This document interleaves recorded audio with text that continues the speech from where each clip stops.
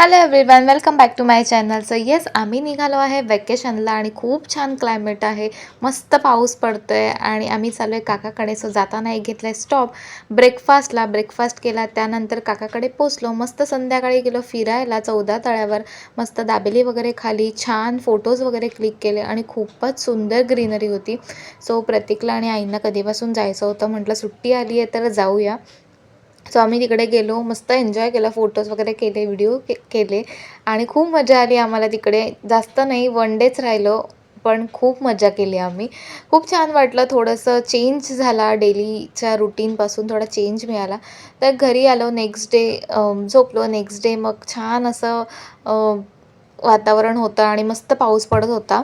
मग त्यानंतर थोड्या वेळाने आम्ही आवरलं, जेवलो आणि मग रिटर्न यायला निघालो आणि आमची रिटर्नची जर्नी स्टार्ट केली.